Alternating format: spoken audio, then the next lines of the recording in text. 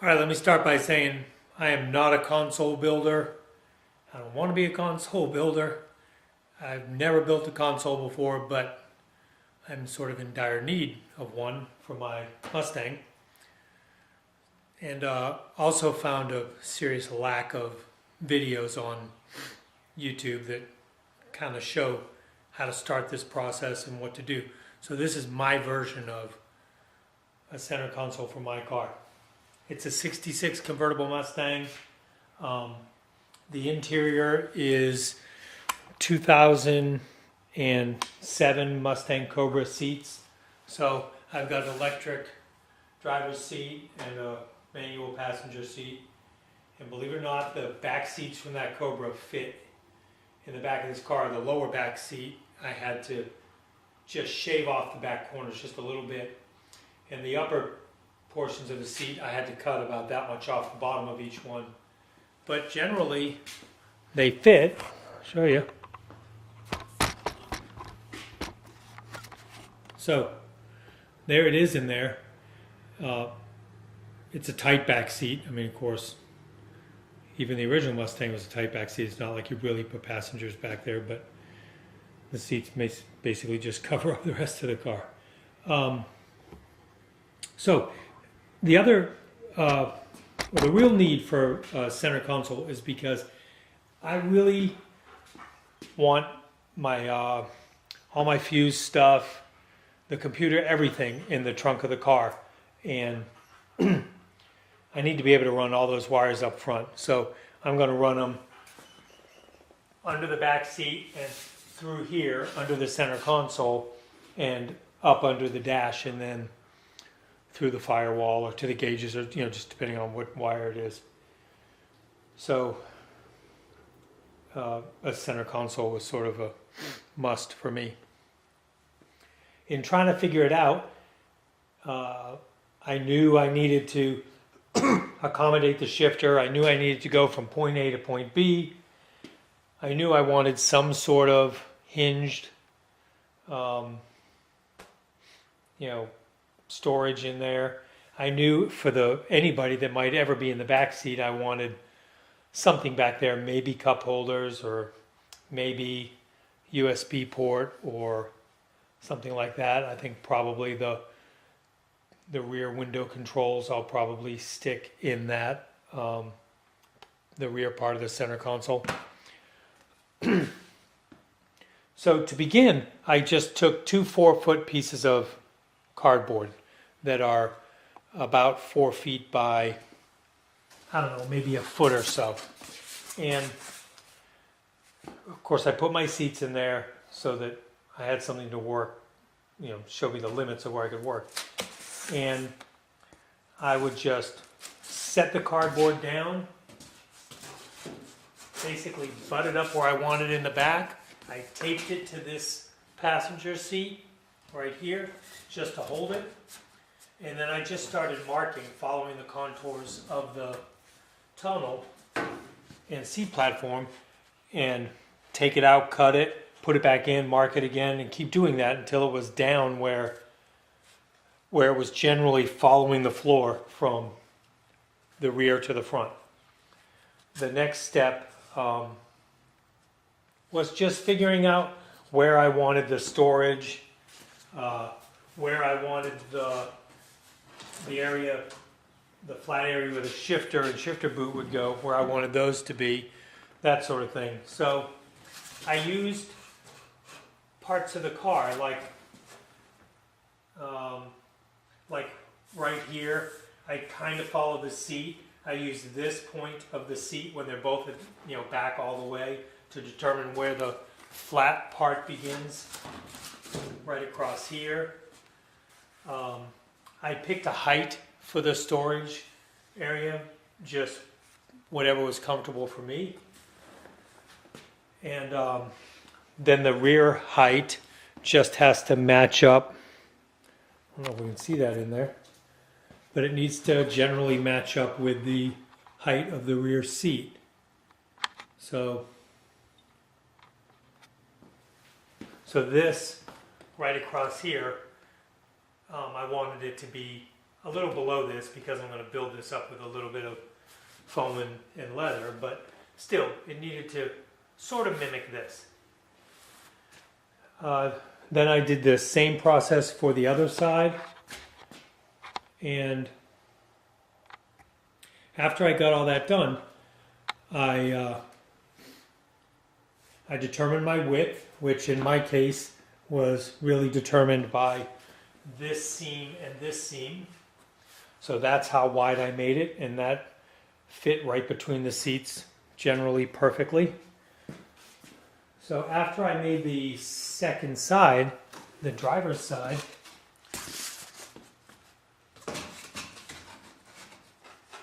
I just started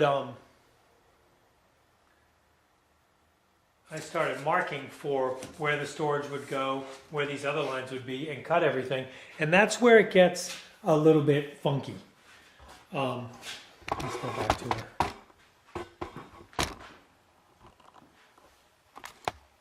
All right. So by funky, I mean, how do you determine if you want something level or if you want something, at a particular elevation and relative to what? So that's the part that I had a little trouble getting my mind around. But in the end, what I ended up doing is, you can't really trust the car. It's up on jack stands right now, and even on the ground, it's not necessarily level. But what I did is I decided I wanted this to be parallel with the rocker panel. So I set a little level on the rocker panel, and the car right now has a downward slope of a certain amount. But really I'm just going by the bubble and the level. I could have put a digital level and made them exact, but I don't think it's fun to be that exact. So I generally made this so the whole top surface of the storage bin parallel with the rocker panels. And then this front section, I couldn't quite make it parallel. It actually comes up a little bit as it heads up towards the dash.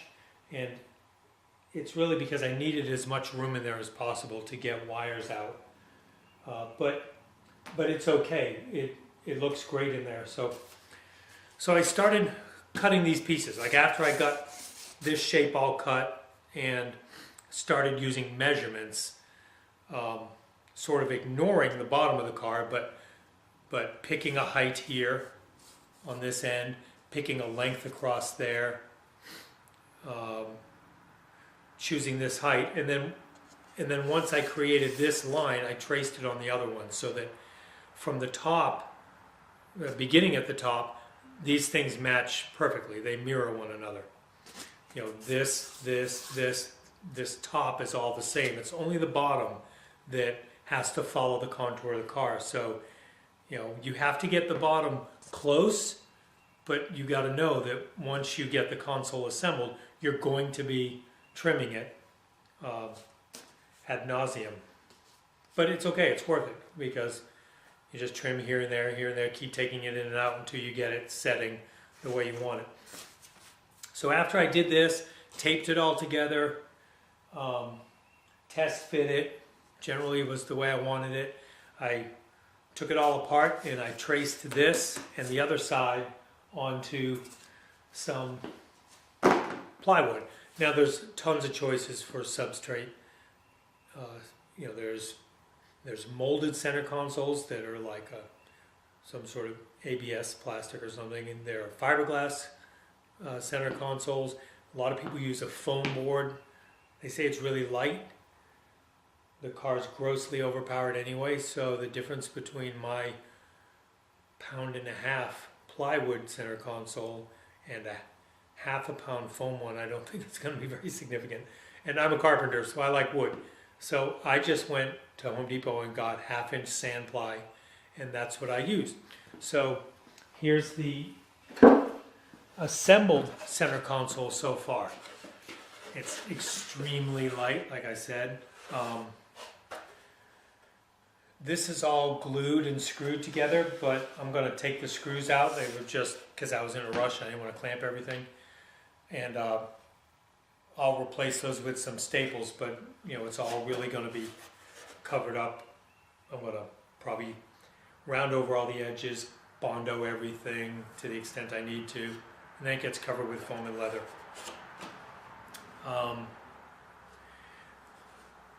After I cut the contour of the sides, let's see if you can see this, I took a 4-inch grinder and with a sanding disc on it and just beveled these edges. So they go from almost 0 to a 1/2 inch thick along most of this.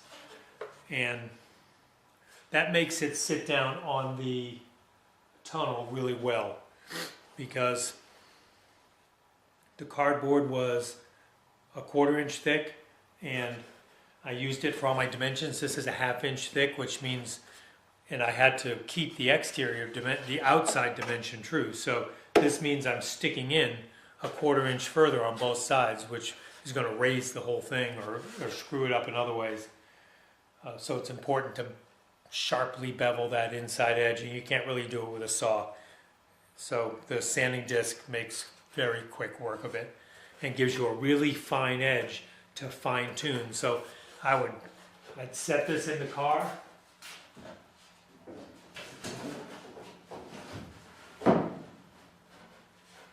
And mark it just with a pencil, and then pull it out, trim it, put it back in the car, mark it, and just done that 25 times. And in the end, it fits really well. And it's not fastened or anything, but it does follow the contour of the car really well. My shifter opening is just rough cut right now because I need to get the 2 boots, the weather boot that goes underneath, and then the finished boot that you'll actually see.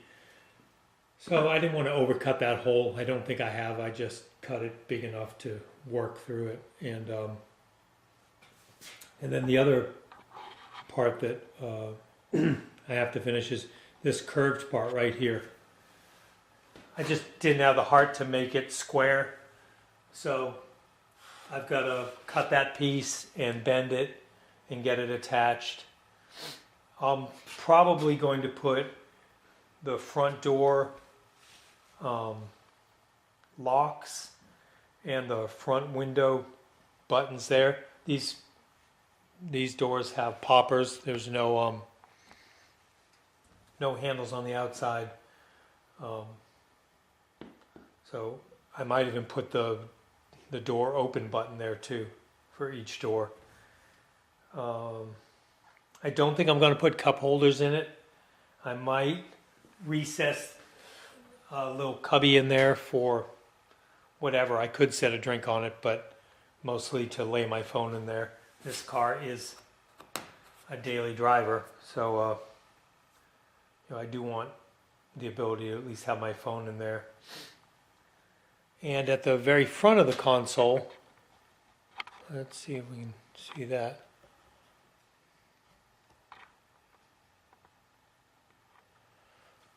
So right here, I'm going to make a piece that comes from up here down at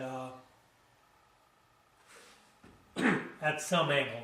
I've got to figure that out, but it'll come down like that. So this will be covered up. It's just that piece needs to be done separately because the center console won't really come in and out of the car very well. In fact, I'm not sure it'll come in and out of the car at all. The mock-up one I did with cardboard had that piece on it, and I could not, for the life of me, slide it in and out of the car as one piece. But it generally looks like, well, it won't even fit right now. But it generally looks like that. So it'll give me a slanted section. I'm putting in Classic Auto Air, their system. In fact, it's sitting right here under the camera in a box. And I think I might put try to put my vents in the side of this. So the driver and passenger vents down to the floor, I might put in there. Also, I'm going to put some lights that are tied to the door that will go in the side of the console. I'll put USB ports in there. A couple things like that. I'll just see whatever else I dream up.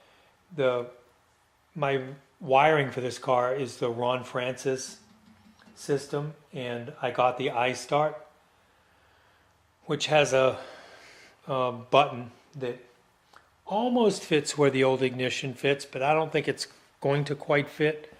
And it's a keyless ignition. Let's see if I can find that part. There we go.